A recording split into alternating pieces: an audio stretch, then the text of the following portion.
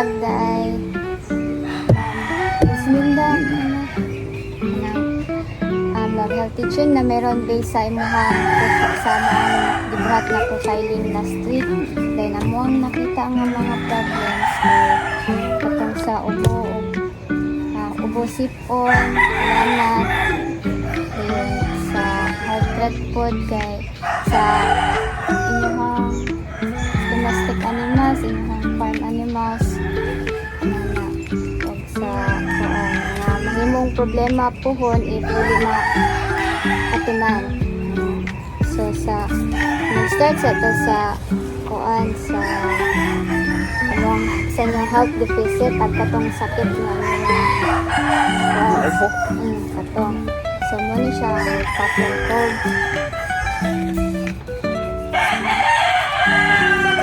Muna siya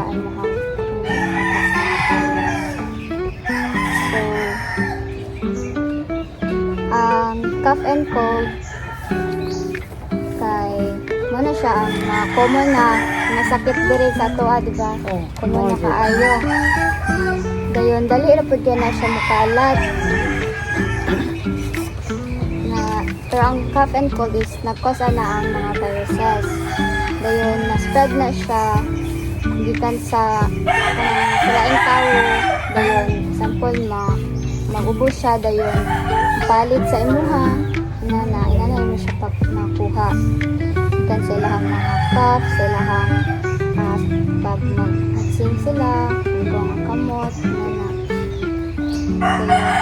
sa mga naay mga buhi pod, isa pod siya sa factor kay ang ilahang mga hugaw, magtai napalig na sa hangin or kanang mga langaw dimutugta sa inyong kuan mga pagkaon then ang ubo ug sipon is way na siya sa tong lawas para mapagawas niya tong mga kagaw munang na mag-ubuta o mag-sipon. So, mga common signs and symptoms ani cough and cold kay syempre ubo dayon kanang runny nose or mag-sipon then sigid at shame then sakit ang tutunlan then maluya tong lawas o sa haglantan severe na siya. Ang nakakos ani kay kanang close contact sa mga naay sakit then hugaw ang palibot samot nag kuan kanang sana ting-ulan mo gyud diri ako may mga langaw dire nagite pure man pud kada kuan dayon pag kanang mag-share og mga gamit sa naay sakit isa po na siya sa kuan na makaspread siya. So animal waste pag pigs, ducks, and chickens may carry germs if dili siya malimpihan o tarong. Samot na mga langaw o ugang tubig na mapundo kanan na siya mga lamok na makaspread po siya infection. So prevention and proper hygiene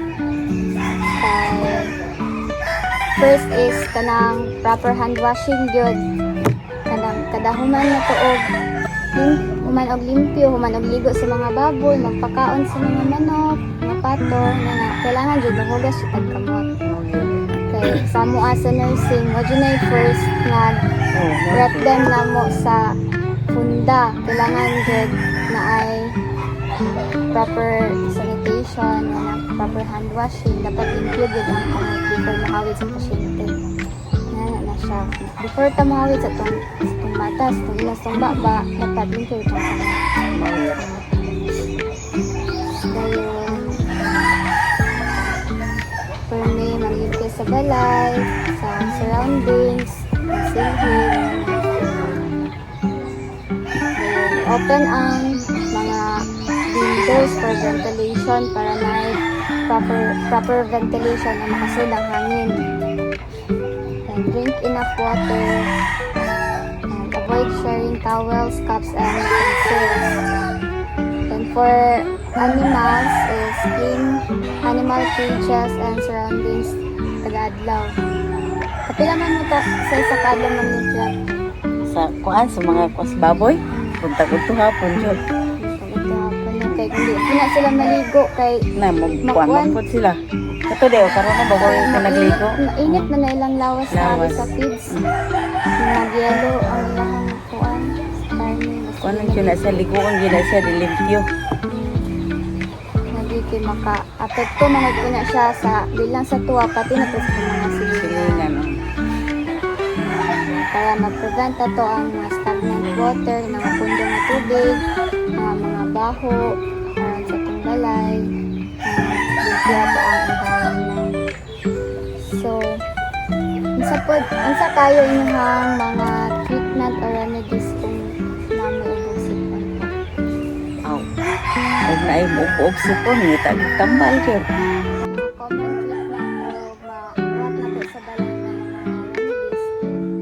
Natin ubusipan is kailangan lang jud na magpahulay ng grass, kanang permi o inom og tubig, dapat daghanon jud ang tubig. Pero warm water or kanang mga sabaw-sabaw. Kahap na siya kaya para tutong-tutong na, no? Kaya sa mga tambal pod, kung naara may mga tambal na pwede wala reseta sa doktor, kaya napoy mga tambal na kailangan yung reseta sa Sita o. So, if kanang balik-balik na yun siya, lingugay ko siya maulian, kailangan na yun na siya ipasya ako. Dahil mga pag-reseta sa doktor. Lalo lang yun ito ang instruction. Sa herbal, may pwede po mga ginger, overweight sa init. Kalamansi. Oh, kalamansi. Ganun mo.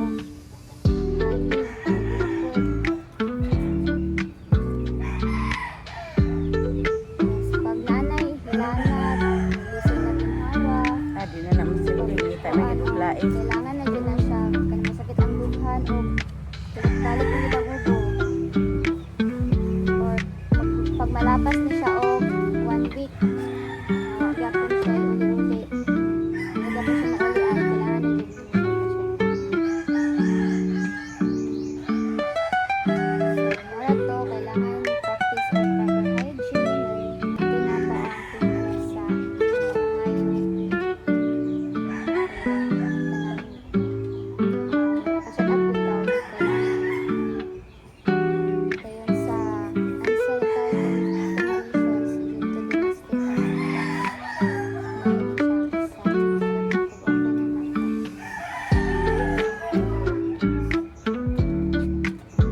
din sa atong profiling is ang mga buhi. Antino. So, animals are important to na siya sa ato sa food, sa livelihood, or sa tuban lang sa balay para sa mga iro.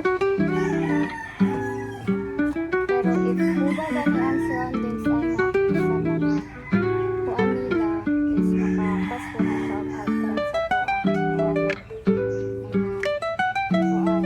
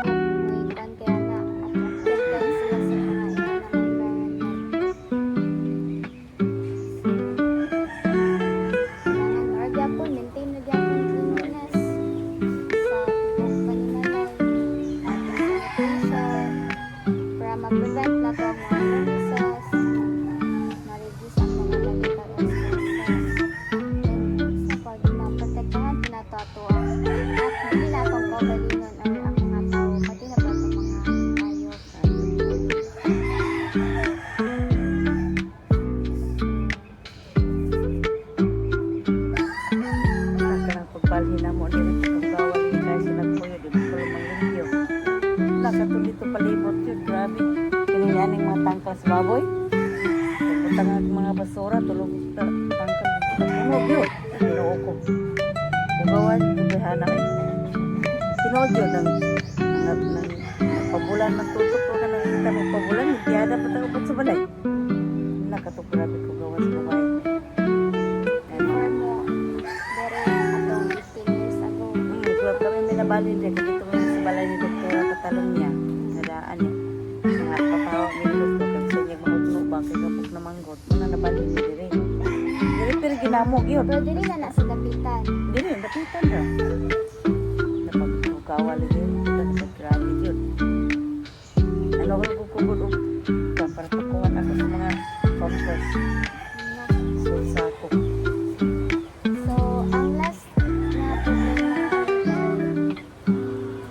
possible spread of infection of taxes kay syempre if magkasakit ta is magasto yun ta pagawas kita kwarta so if na pag hindi na kailangan na din ng doktor this topic is important kay ang atong mga animals kay ano siya bakit siya apekto sa atong health hindi na po sa atong health pati na po sa atong finances o living kay siya po gusto ka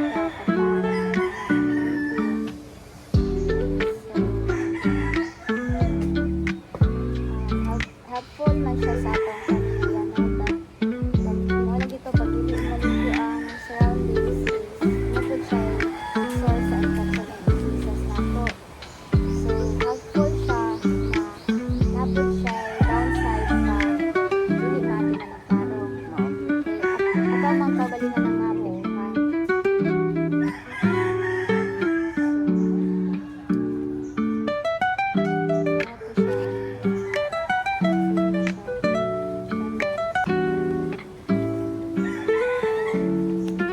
so kailangan ng good limpyo mura kita ang problema Ako mo gini ako ah. Palibot. ma-product na to na makagasto tag dako kay hindi magsakit ka Mas labaw na kanako. additional stress food siya o problema sa pamilya kay instead nga ang kwarta nga atong gilain kay para sa atong pagkaon lang sa mga gamit sa balay is magasto na noon sa treatment sa ospital.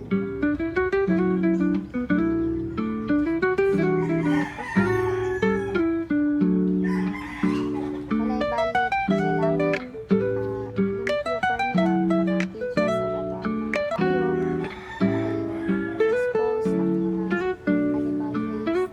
Hindi na po maka-apekto sa atong mga silingan.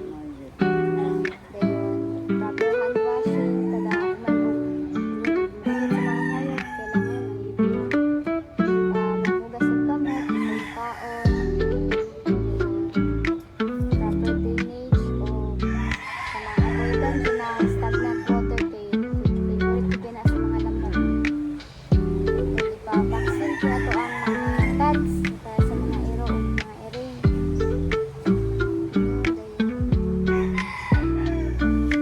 Ito siya. Mas nice, mas nindot po if naatay maintenance ng mga vitamins. Ready with at ang system.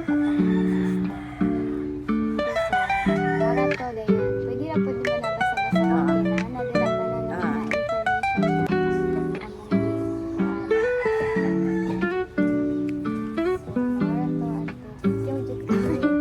na pang-store po din. Last na po ni karon nga week kay last na po na po performance sa pasa. Mana dahil mo sa kuam. Kasyo na ninyo. So, na pa may 1 week na maglampara festival po next week. So, wala na may klase. Klase. Last na niya, hindi pa dali namin kay unya ang problema na alas 11 na jud na mo ang kuan time. Naday kay hatag gamay. Pagbayad sa mo ang pang-store po. Salamat po. Video. Nalingkod na noon ka doon. Nalingkod sa mong yama-yama. Ay, sus. Kira. Muna na magina. Pinagin tuwing na mo po ni-report. Ano yung pagyapon. Thank you kayo, Kaya ate. sige. Hindi ta, mag-picture ka dyan. Kira.